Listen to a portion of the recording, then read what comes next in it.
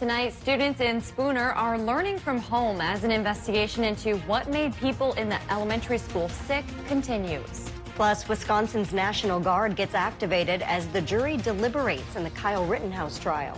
But first, rules of re-entry are causing some headaches at the U.S.-Canadian border. From CBS3 Duluth, this is the CBS3 News at 6. Good evening, I'm Kristen Bakke. And I'm Briggs LaSavage. Thanks for joining us. The U.S. border with Canada is open to vaccinated travelers, but some lawmakers are worried that something is stopping people from crossing over. They believe the fact that a negative COVID test is required to go back to Canada could be the issue. CBS3's Quinn Gorham sat down with Minnesota's senior senator to learn why she is calling on the Canadian government to make some changes. Tourists, which have a big impact on both their economy and their community.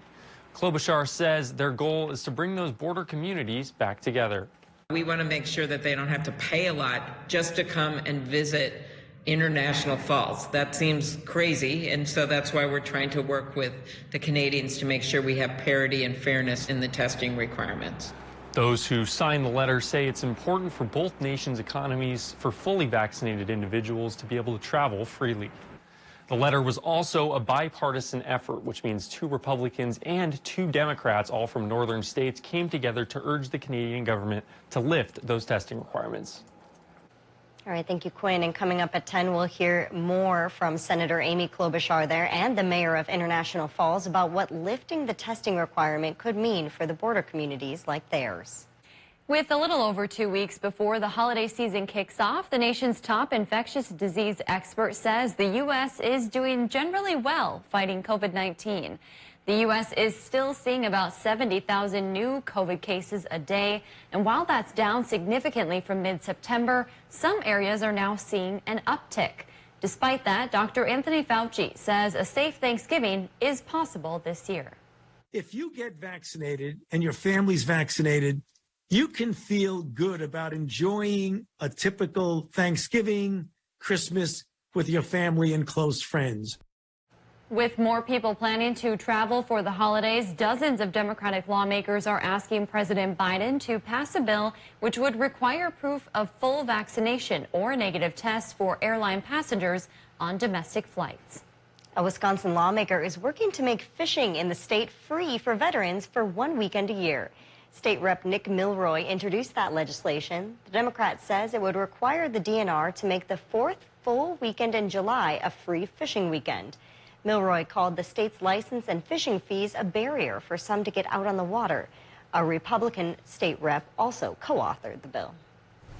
Well, Dave joins us now for a quick check of the weather. Dave, some people might be looking forward to some open water fishing in quite a few months, but I've already heard people this weekend, is there ice yet on the lakes? People are already getting into it.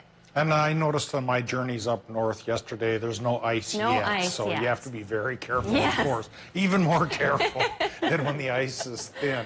But boy, we sure tried to make ice. The temperatures this morning were chilly for all zones and downright nippy from International Falls towards Hibbing, towards the Twin Ports, even towards Solon Springs, with low temps this morning running from 3 to 12 above. Hey, we could say at least it's above 0. On the fringes of the region this morning, it was in the 20s for the most part, which is still fairly cool. But it won't be quite as chilly tomorrow morning as clouds increase overnight tonight as a frontal boundary comes our way. A frontal boundary that brings a slight mixed chance on Tuesday to folks in Minnesota. Looking then at the short-term forecast, Monday night, clouds will increase region-wide with low temperatures in the lower 20s for the most part rather than the lower single digits.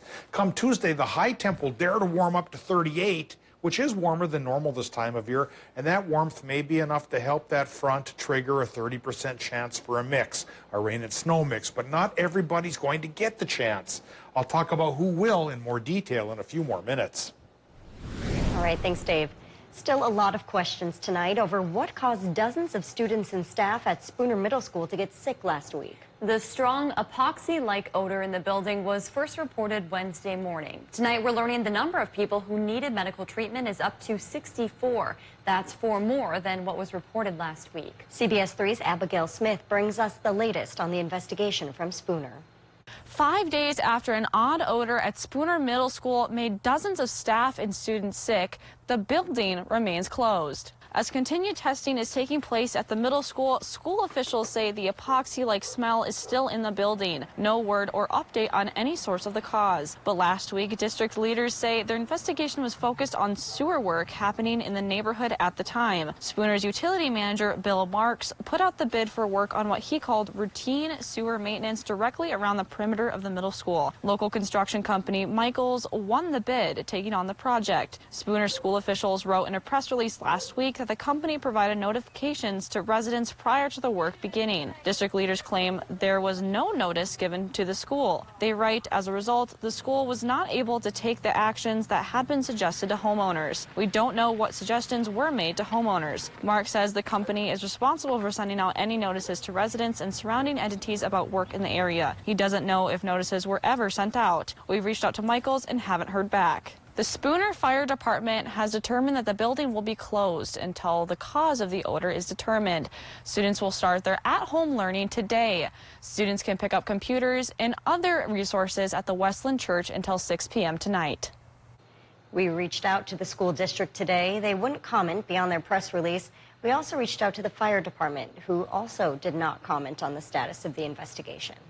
New details tonight after an airplane crashed into a home in northwest Wisconsin, killing the only 2 people on board. The crash happened last month in Marengo Township.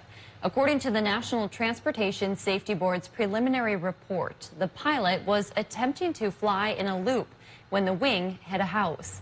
The NTSB didn't find any evidence the airplane malfunctioned. The 29-year-old pilot and 21-year-old passenger, both from Marengo, died in that crash. No one else was hurt. The NTSB is still investigating. Wisconsin's governor has activated hundreds of National Guard members ahead of Kyle Rittenhouse's jury verdict. Governor Tony Evers put 500 Guard members on standby as the high-profile homicide trial nears its end. The prosecution and defense delivered closing arguments today in court. 18-year-old Rittenhouse faces multiple homicide charges for killing 2 men and injuring a third. That happened during a protest in Kenosha, Wisconsin last year. However, today the judge dismissed a lesser count of possession of a dangerous weapon by a person under 18.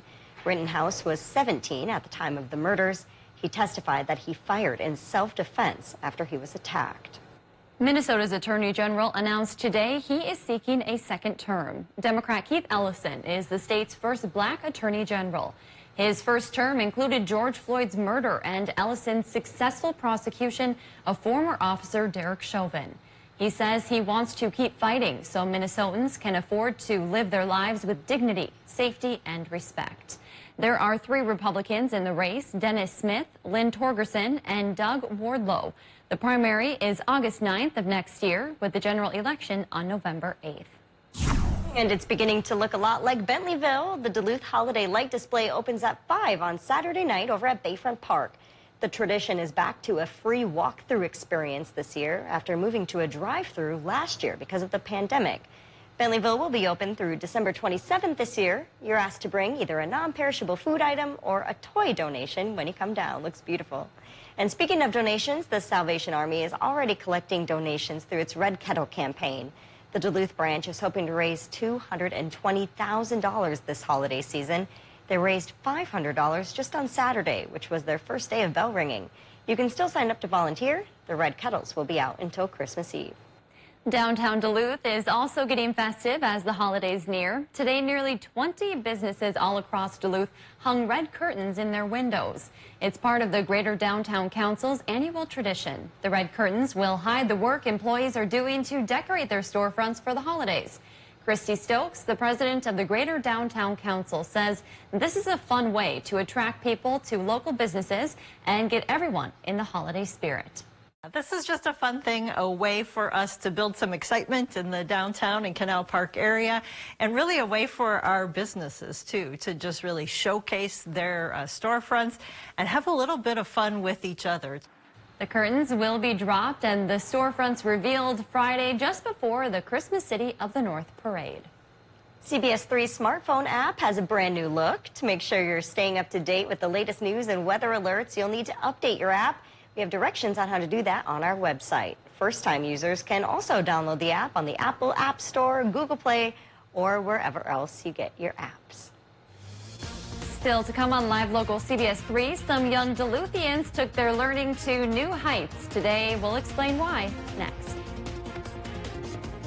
Normal high temp this time of year, 37. We undercut that at the airport by 5 degrees today. Should go back up towards normal tomorrow, and that may be warm enough to trigger a rain-snow mix, but it will be a selective mix. We'll talk about who has the best chance of getting it coming up right after our break.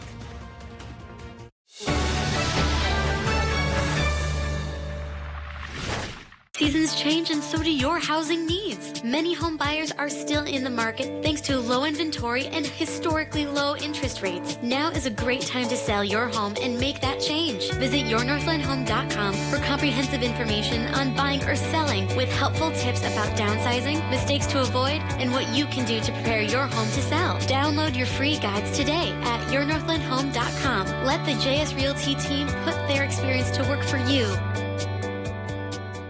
We want you to join our team. On Wednesday, November 17th, Black Bear Casino Resort invites you to join our job fair from 12 p.m. to 8 p.m. in the Cobalt Cabaret. Come fill out an application, get an interview on the spot, and hired for a full-time or part-time position. We offer many benefits for full-time employees, from 6 paid holidays each year, 3+ weeks of paid time off your first year of employment, reward for perfect attendance, 401k retirement plan that we match, health and dental plans, life insurance coverage, and much more. For more information, visit blackbearcasinoresort.com and make the Bear your place for employment.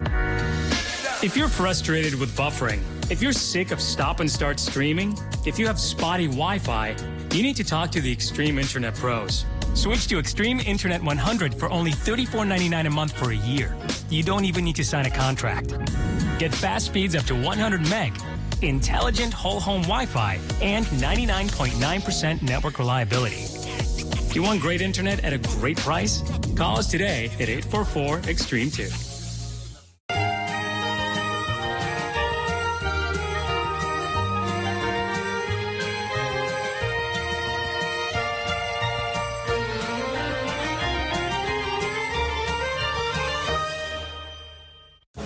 Bulldogs. Do you consider yourself a die-hard UMD Bulldog fan? Send a picture of you or you and your crew all decked out in your Bulldog attire for a chance to be the My9 Sports Bulldog Fan of the Week.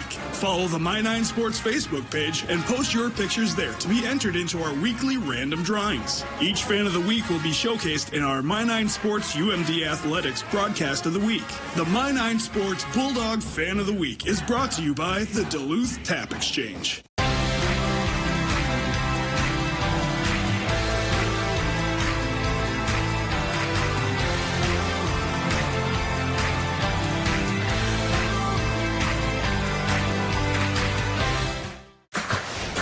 Gail King here, inviting you to join us every morning right here on CBS. We'll have the important stories and the interviews, all the news that matters really, and best of all, we'll have a good time together. We like to do that.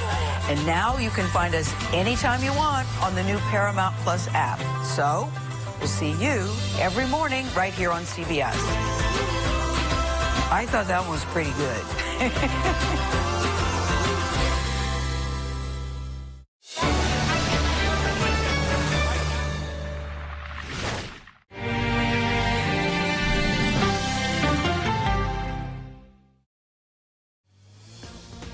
Now, the CBS3 Duluth Weathermax forecast with meteorologist Dave Anderson. Well, yesterday I took a jaunt up towards Ely to wish my father a happy birthday, and once you got out of Sedan, boy, the snow totals from the weekend clipper weren't much at all, so it seemed to be a pretty sharp cutoff there just outside of that community. Well, we didn't get that much in the way of snow, but we weren't expecting huge totals. An Alberta clipper comes through quickly and leaves just a little bit behind. But thanks to a bit of lake effect, as usual, the snow belt did the best, 6 inches in Hurley, 5 inches in Watersmeet, and then once you got inland in Minnesota over towards the Grand Rapids area, that's where it was a little bit sassier. 4 inches for Coleraine, 4 in Cohasset, and 3 inches for Grand Rapids. Northern Wisconsin, from Solon Springs to Hayward at least, there was a range of 4 inches there. And cotton, not too bad at 2 inches. Tracking snow, one could say. And speaking of that, today is the day that the deer season opened in the Upper Peninsula, so stay safe, hunters there. Same deal for Minnesotans who just got out of the second week of deer camp. And Wisconsinites, your turn is coming this weekend. We'll show you the 7-day forecast and how that'll turn out after this look at the current conditions. Right now it's 27 degrees at Duluth International Airport. 72% is our relative humidity. The wind is calm for the time being, but by tomorrow, Jekyll and Hyde here. It'll start going 10 to 20 miles per hour. Air pressure starting high as well at 30.11 inches of mercury at the surface, but a pair of lows and an interconnecting front will try to knock down pressure readings and increase rain and snow chances tomorrow. First, though, we talk about current temps. 29 to 30 in the Upper Peninsula, 23 to 31 in northwestern Wisconsin. Cool spot, Solon Springs, warm spot, La Pointe. And into Minnesota, it looks like the cool spot is Hibbing at 20, just like it was this morning. They dropped to 3 above. Now they're down to 20. Could dip into the teens tonight, yes, but otherwise most places should have lower 20s for low temps tomorrow. Numbers going up again because the clouds are going up, acting as a proverbial blanket. Well, that blanket is unfurling upon the bed of the Northland right now as we speak, and the clear chunks of sky are fading away and filling in as the clouds come closer. No precip now, but that could happen tomorrow as a low in Iowa and another one towards Montana have a very slow-moving, almost stationary front in between. That'll bring Minnesota on Tuesday, a 30% chance for a rain and snow mix. Probably won't add up to much, but it could be slippery if it pays off. Again, it's only a 30% chance, and it may not have enough gumption to cross the border into Wisconsin or Michigan. So it's a very slight chance, and it's a selective one as well. Well, let's select Wednesday to see what's coming our way that day. And the lows pull away, and higher pressure from the west will at least nick our area and may not make us sunny, but it should dry us up. But will it do so for long? Any more big storm chances coming up for the week ahead? I'll show you now with our 7-day forecast. Tonight in Minnesota, it should be dry. Cloudy but dry. Low temps 18 inland, 28 by the lake. Wisconsin, Michigan low temps could be as cool as 13 in the UP, but 20 everywhere else. Increasing clouds, they're coming our way, and so that sets Wisconsin up for a mostly cloudy day, but probably dry tomorrow. High temps, 38 to 42, the normal's 37.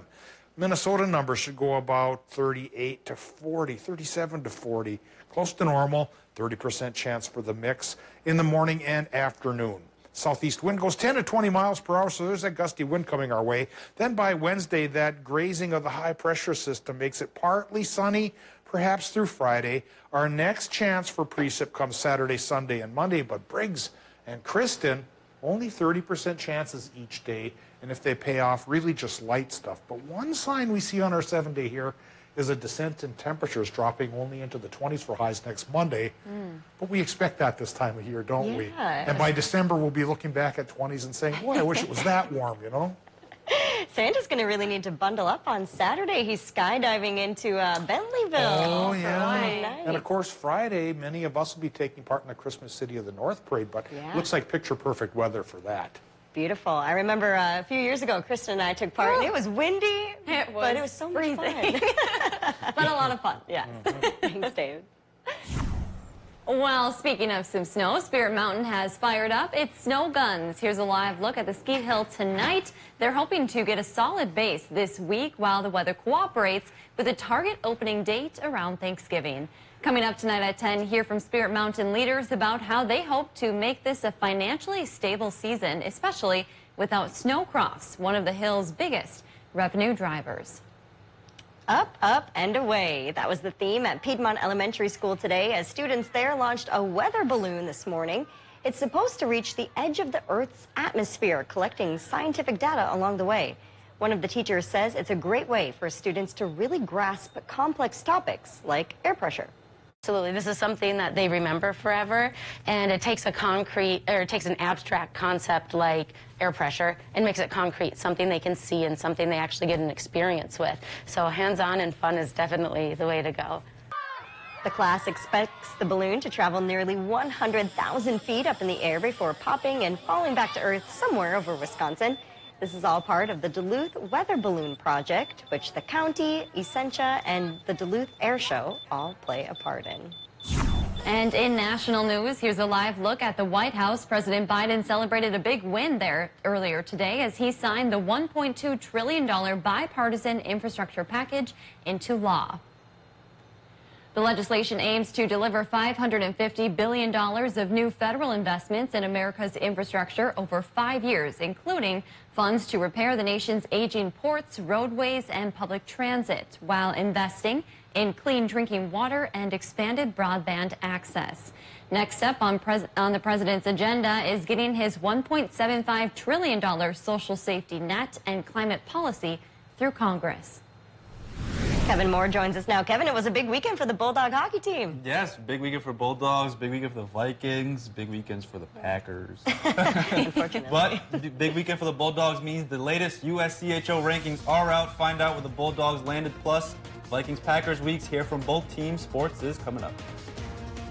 Join us weeknights for Live at 5 as we go around the Northland city by city. When severe weather hits, tune to CBS3 for up-to-date coverage morning and night. If you love them enough to crawl into a play place to get them to come down, then surely you'll check NHTSA.gov/the right seat to make sure they're in the right car seat.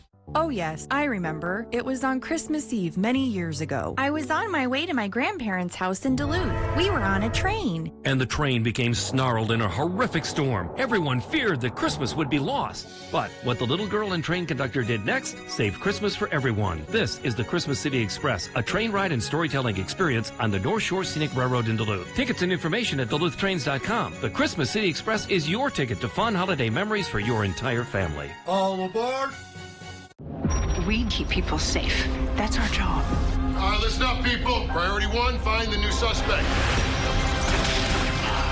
Zach, you cover me. I got you. My team is the international arm of the FBI. Get in! They're on the move. This is a whole new level of creep. Who's executed? That's our guy. You can't have gotten too far. The FBI's new episodes Tuesday on CBS and streaming on Paramount Plus. School visits are an important part of kind of being part of the community outside of the TV station here. When I was in 6th grade, that's when I learned meteorology was it for me. Being on the other side of that now, for me being able to kind of pursue that, it's important for me to then be able to get back into the community. If I can go into a classroom and get just one person who was interested or just one person who, you know, leaves there knowing like, wow, I learned something new today. For me, I did my job, and that means a lot to me. Watch meteorologist Caitlin Moffat weekdays at 5 a.m. Calling all Bulldogs. Do you consider yourself a diehard UMD Bulldog fan?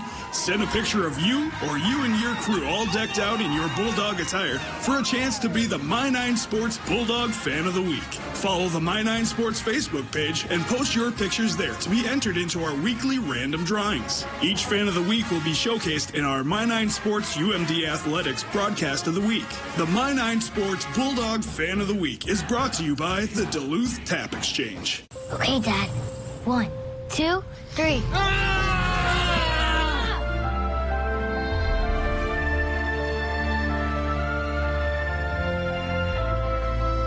You saved me.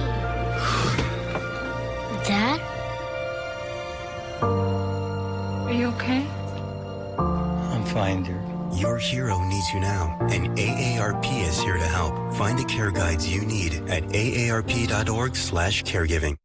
We've got new information now explaining why. Why should ordinary Americans care what's happening here in Ukraine? Deep divisions remain. Elizabeth, why did they kick you out? They are expecting public unrest. Why are they releasing these videos now? Police are pushing us back. We found one hell of a story of survival. That's why you have to do your own research to get to the truth.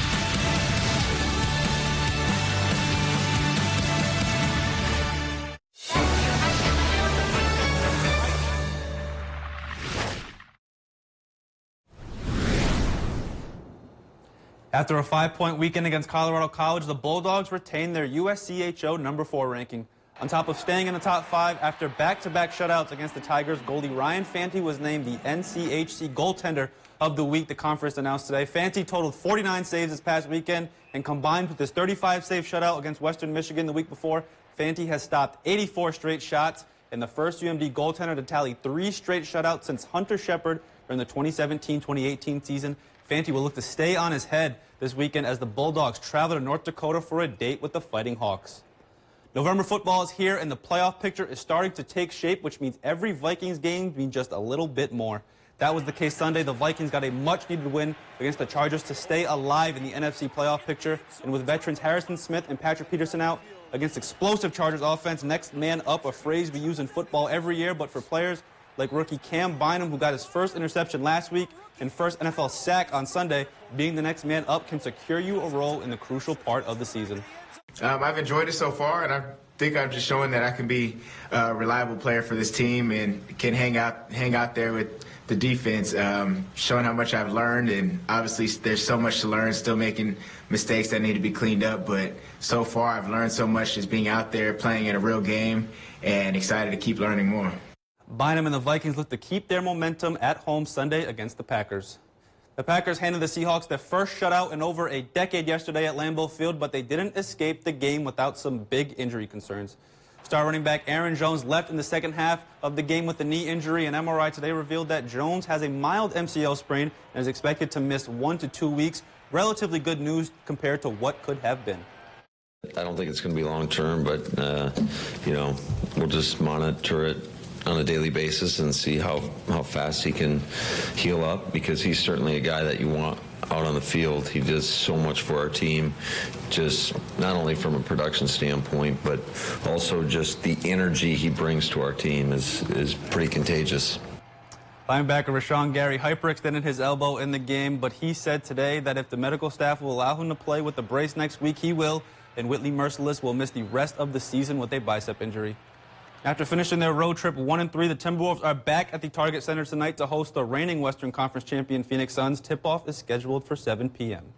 A lot of folks getting ready for that Vikings-Packer matchup this coming weekend. Yeah, that'll be my first one in the Northland, so I can't wait. A lot of energy there, that's for sure. That's for sure. Thanks, Kevin. Tonight on the CBS3 News at 10, with snow finally sticking in the Twin Ports, many are gearing up for their favorite snow activities. And tonight, we'll hear from Spirit Mountain leaders who hope to bring more folks to the slopes this year. Dave, hopefully a good night for snowmaking for those ski hills. Yeah, I think so. It'll be cool, but not as bitterly chilly as it was for some towns this morning. Warming up to normal tomorrow, imagine that, and that'll help trigger a chance for a little bit of rain and snow mix. Only a slight chance, 30% shot, and only for Minnesotans.